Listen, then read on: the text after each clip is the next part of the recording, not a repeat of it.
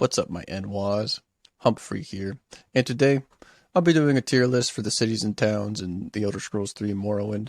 Starting at the top, you have the Sheogorath tier, the highest obtainable rank for a city or town, and all the way at the bottom you have the Fargoth tier, the lowest rank for a city or town.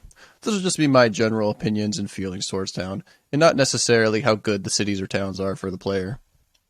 Going in alphabetical order, starting with the A's, we have Outrun, a pretty standard town. You'll be coming here pretty often. It houses House of Redrin. It has the three major guilds, thieves, mage, and fighters. It has a residential district, a market district, and a temple. But the highlight of the city is Scar, which is a manor district built inside the hollowed shell of an ancient emperor land crab, known as Scar, which is very cool lore-wise and scenery-wise. But as far as actually navigating Scar, it's very annoying, very easy to get lost in. It's very large. Being named the Hortor there is very annoying for House Redrin. The only cool thing you get to do is save like a captive that's behind a secret door in a secret room behind a tapestry. So I'm going to have to give Outrun a D tier. Slightly below average, not too awful. Next up, we have Alvelothe. Alvelothe is a coastal city. There's no way to fast travel here. It has some Imperial Legion quests and some miscellaneous quests. Has a trade house, has a guard tower, some shacks. Pretty forgettable though, especially since you can't even fast travel here, so there's not too much reason to go here. I want to put Alvelothe in the Fargoth tier. Next up, probably the first major city most players go to is Balmora. It's very beginner friendly. It's very good at teaching the player basic quests and basic design of the game in general. Has the three major guilds just like Outrun, the Mage Guild, Thieves Guild, and Fighters Guild. Has a large marketplace with lots of merchants, and all the merchants have quite a bit of gold. So it's a good place to come when you have things to sell. Has a manor district, has a temple, has a residential district on the east side of the river. Also, Caius lives here, who's very cool and very important for the main story. I like Balmora quite a bit. I think it's a very cool first city that most players go to. I would have to give Balmora a Sheogorath tier. I always enjoy going to Balmora, spending time in Balmora. Very fantastic city. Next up, we have Caldera. Caldera, the only way to get here is either running north from Balmora, or you could fast travel, teleport here through the Mages Guild. I like Caldera quite a bit. Has some pretty unique things about it. I like the South Gate and the North Gate going through the city like that. I like exploring the castle. It's not too confusing in there. It's quite small, and there's some cool things in there. My favorite part about Caldera, though, is the orc manor that has like shirtless orcs hanging around, and the place is kind of trashed, and Creeper's there. And Creeper's very iconic for Morrowind. Also, there's the Caldera mine, which is a huge mine that's the local economy is dependent on. Lots of quests go on there. So I like Caldera quite a bit. I'm going to put Caldera firmly in the A tier. Next up, we have Daggenfell. Daggenfell, you can fast travel to by boat. Takes you to the Sheogorath Isles region. Not too much to say about Daggenfell. There's only like one merchant with 800 gold, so it's not super useful to be selling things here. Not too many quests here, just some shacks in a merchant. Pretty forgettable, but it is useful coming up here to the Sheogorath region to do quests and stuff. I'm going to give Daggenfell probably an E tier. It does have its uses. It's not Fargoth for sure, but pretty forgettable. Next up, not really a city or a town, but we have the Dren Plantation. Probably the most concentrated place to find slaves, other than maybe a Telvanni settlement. I think the Dren Plantation is pretty cool. I think it builds the world of Morrowind nicely. There's not much point going here. You come here for the main story if you want to be named Hortator of House Hellu, but I still think it's pretty cool. There's a bull netch farm. There's lots of slaves you could free if you wanted to. Play some sort of abolitionist character. That would be very cool. So I like Dren Plantation quite a bit. But, like I said, there's not much point in going here. There's not much things to do here. I'll put it in the C tier. Moving on, we have Ebonheart. You'll be coming to Ebonheart quite a bit. It's right next to Veik. It has the twin lamps here. It has the Skyrim mission here. It's mostly used just to fast travel through. It does have a cool dragon statue. Well, that's pretty much the only cool thing about it. It's mostly just like a fort, I feel. That's the Imperial Stronghold. So if you like the Imperials, you might like Ebonheart. But I'm not a huge fan of the Imperials. So I'm going to give Ebonheart probably an E tier. I never enjoy going to Ebonheart, spending time at Ebonheart. E for Ebonheart. Next up, we have Fort Frostmoth. Now, not a city or a town, but a fort, but still important. This is in the Blood Moon DLC or Blood Moon expansion. You do most of your quests from here until you go to the Skull Village and do most of your quests there. You get quests from the captain, and the quests are pretty cool, actually. I like the quests that they have here. You can send a group of people to build a village. You can find who's, like, making the booze not available. Turns out to be a priest. Or an Imperial cult member. I also think it's very pretty how it sits on the edge of the frosty biome and the more temperament biome. So I like Fort Frostmoth quite a bit. I'm going to give Fort Frostmoth a B tier. Solid city and town. Next up, again, not a city, not a town, but still significant to the main story and landmark on the map. We have Ghostgate. Houses the ghost fence. The only way to get into Red Mountain, if you don't levitate over the ghost fence, keeps the blight at bay, and Daggenfell and his legion of ash vampires far away from the citizens of Morrowind. Not much to do here, though. It is very pretty, especially in this screenshot. There's some high-level loot to get. You can get some like glass armor and glass weapons in Ghostgate. I don't think there's very many quests here. There's a quest that brings you here where you have to escort a woman to the shrine just a little up the hill from Ghostgate. Probably most people's first experience going to Ghostgate. But I don't ever come here. I do like Ghostgate, though. It is very pretty. So I'll give Ghostgate, same thing I got for Frostmoth. I'll give it a B tier. Next, we have Nessus, or Gnessus? I'll say Nessus. Nessus, probably the highlight is the Ash Mask of Veik in the temple that's being housed there. There's lots of Imperial Legion quests here. If you decide to join the Imperial Legion, this is where you'll do it, and you'll do the majority of the quests here. Has a marketplace outside, which is useful. There's a mine here that's owned by the Imperial Legion, so unless you're a member, you're not supposed to go in there. Probably the most interesting about Nessus is the Telvani wizard that lives here, who has a Daedra summoning room and took one of the Imperial Legion members, imprisoned one of the Imperial Legion members when they tried to make him pay taxes. So that's kind of funny. I'll give Nessus a C tier. There are some cool things about it, but not super special. Next up, we have La Ouad, which is a very shanty town, very shady town. There's a total of one Redrin guard here. Actually, it's a Halu guard? I think it's a Halu guard. There's one Halu guard here. It's got a little bit of a trade house, and underneath the trade house there's a smuggler's den. There's a fun quest you can do where you escort a slave to its purchaser, but she's got a tummy full of moon sugar, and when you bring her there, the purchaser starts stabbing her with a knife to get into the moon sugar in her tummy. And then you can kill the purchaser and escort her to the twin lamps to free her. So I really like that quest. I usually almost always do that quest. I think that's a fun quest to do. The purchaser that you kill gives you a pretty good ring of Medusa's Gaze to paralyze on target for 5 seconds. So I think I like La Ouad quite a bit. I'll give it a B tier. Not much reason to come here, but I still think it's pretty cool. Next up, you have the Mayan Monastery of the Dissonant Priests. Not a village, not a city, but it's a landmark I thought was important enough to include in this tier list. You just come here once for the main quest. I don't think you ever have to come back here, but you learn about the Nerevarine prophecies and potentially being the Nerevarine. You probably come here twice, actually, in the main quest. To get here, you get on a boat, you say the secret password of I would like to go fishing, and then she takes you here. And you have to do the puzzle where you wait until sunrise or sunset for the door to open. In this screenshot, the door is open, and you can see moon and star on the doors there. So I like the Mayan monastery.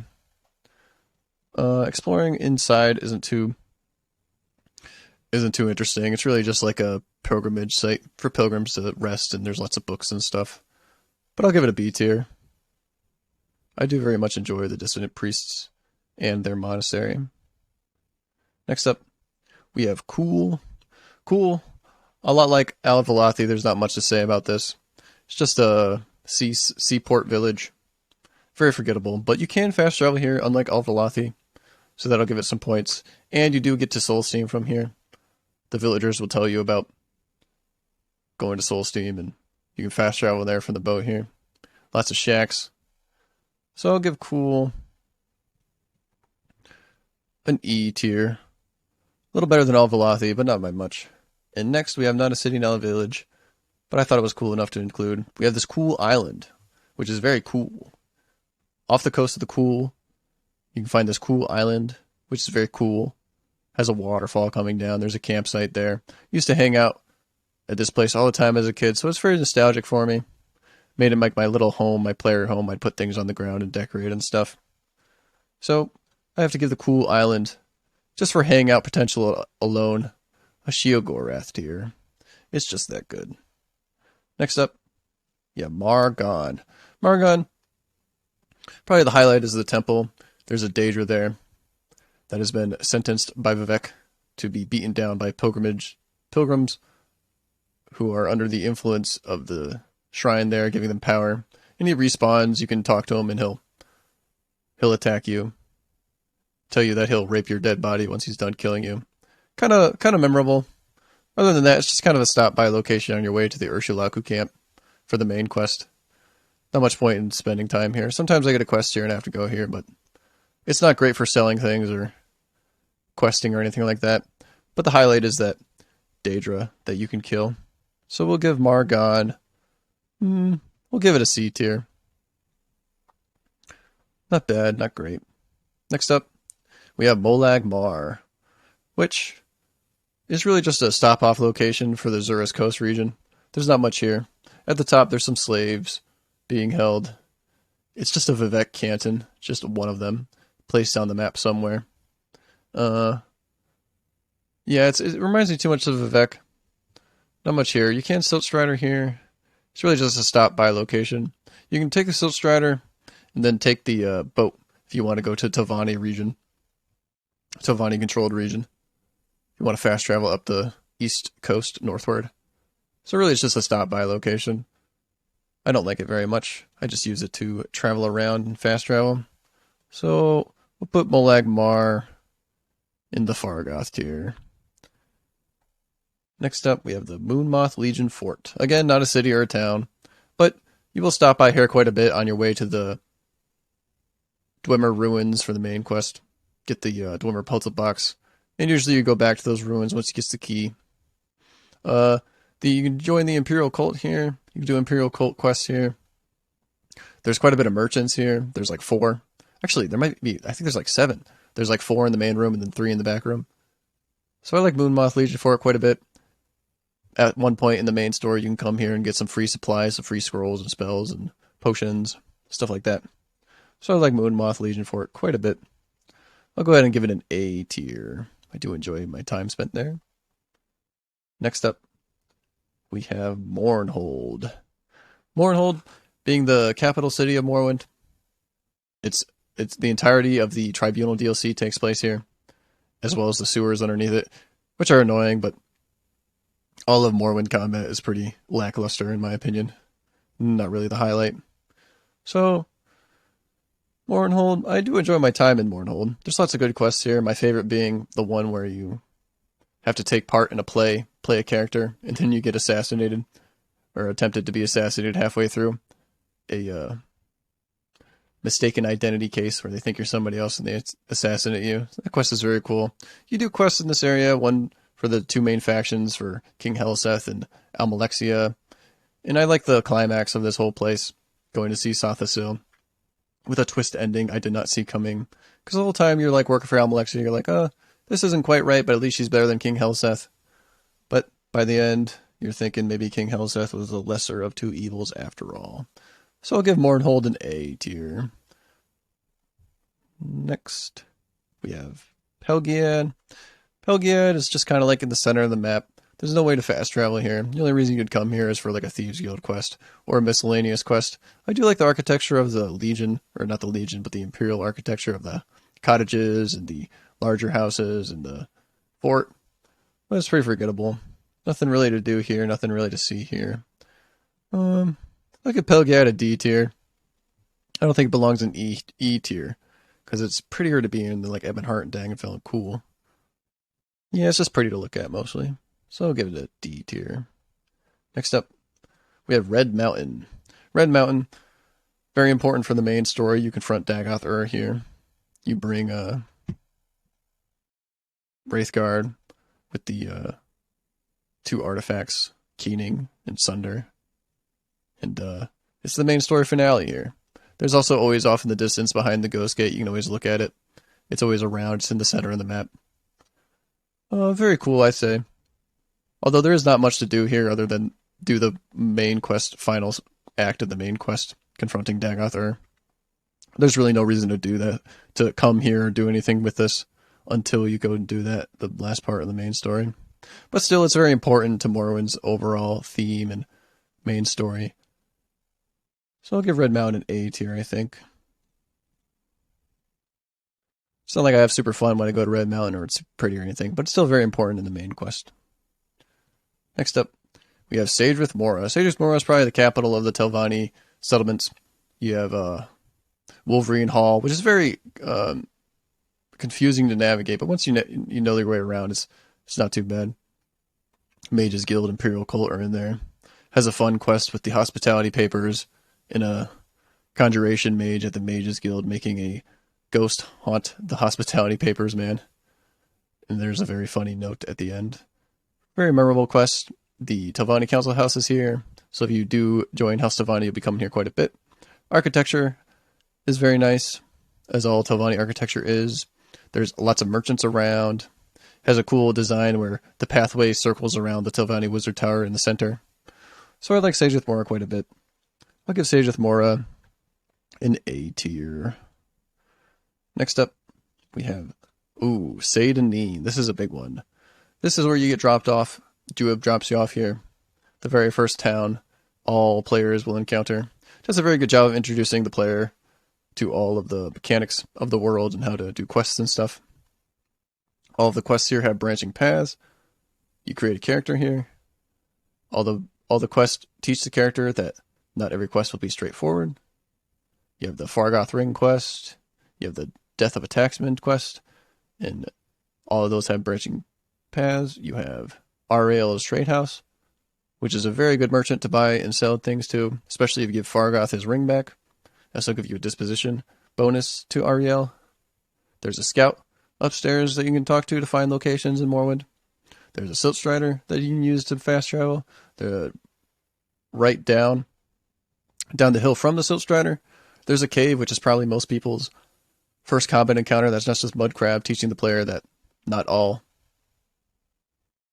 enemy encounters will be as straightforward as just Mud Crabs. There's a powerful mage in there. There's a key you can use to escape, to free some slaves. You can find skooma there. You can find moon sugar there. You can explore the cave and find a thief ring. I like Satanin quite a bit. Does a fantastic job of introducing the player to the game and not handholdy. Doesn't hold their hand too much. Also very cool to just hang out in.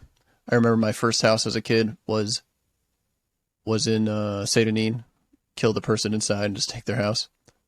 So Satanin goes into the Sheogorath tier. Easy Sheogorath tier for Satanin. Next up, we have the Skull Village. Skull Village is in the Blood Moon expansion, which was a pretty weak expansion, I feel. Although the scenery is pretty, the snow and stuff's very pretty, but too much combat-oriented quests. Lots of go here, kill that.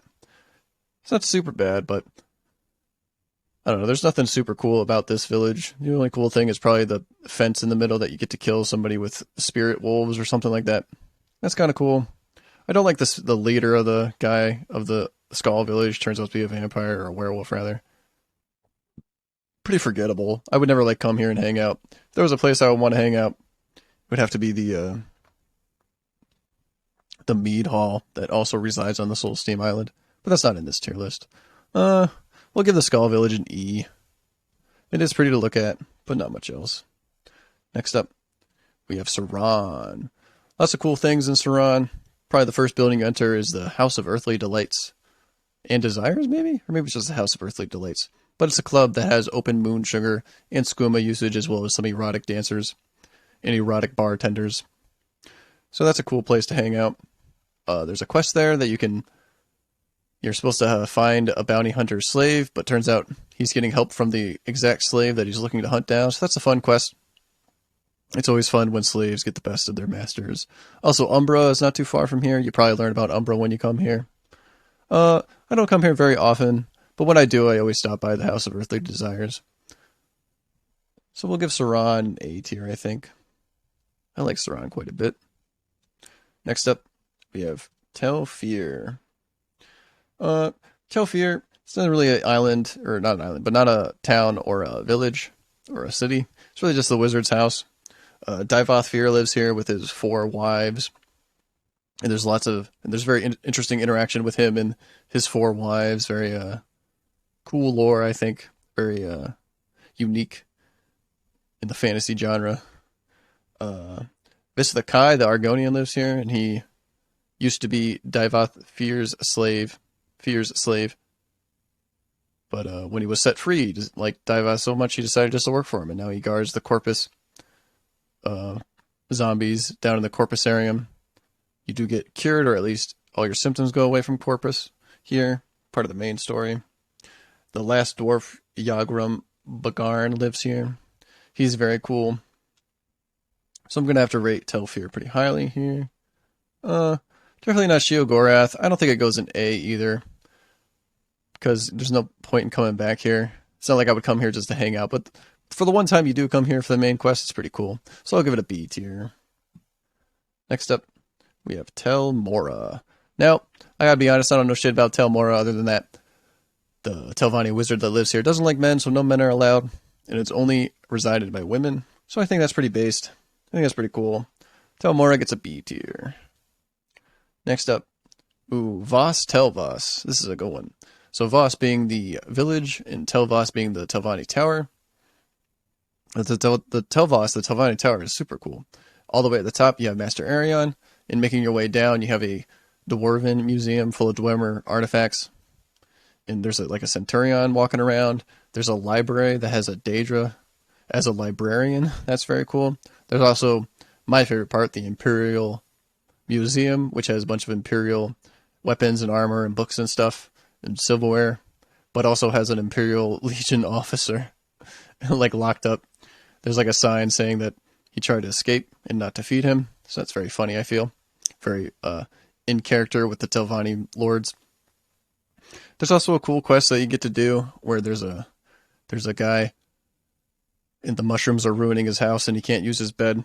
So you have to go to a mine and get the slime from the mine to kill the mushrooms from his house. So I like Telvas quite a bit. I'm going to give Telvas. I'll give Telvas a Sheogorath tier. Very much do like Telvas. Next up, not a city, not a town, but the Urshulaku Camp, probably the most important of the Ashlander camps. This is the first camp you go through in the main story. You meet the wise woman here, and she eventually names you Nerevarine. Not much else to say about here. I know there's some mods that give the Urshulaku and the other Ashlander camps a little Shulk beetle farm, which is very cute, I feel. But that's not in the vanilla game. Urshulaku Camp, I'm going to give it a D tier. Nothing super interesting here. You do have to come here quite a bit too, and there's no way to fast travel here, unfortunately. Yeah, we'll give it a D tier. And last, and almost certainly least, we have Veik. Veik, cool as a concept, but very annoying to navigate, very easy to get lost in. Always annoying to do a quest here. Always annoying to come here. I hate coming to Veik. I hate doing quests in Veik. The only cool thing about Veik is probably Veik himself in the Veik temple, but you only go and talk to him at the very end of the main story. So I don't think That'll save it from its Fargoth rating I'm about to give it. Yeah, Veik, absolutely awful. I hate Veik. Veik can go in the Fargoth tier. And that concludes my Elder Scrolls 3 Morrowind Cities and Town tier list. If you liked the video, make sure to give it a like, and if you disliked the video, make sure to give it a dislike. Humphrey is out.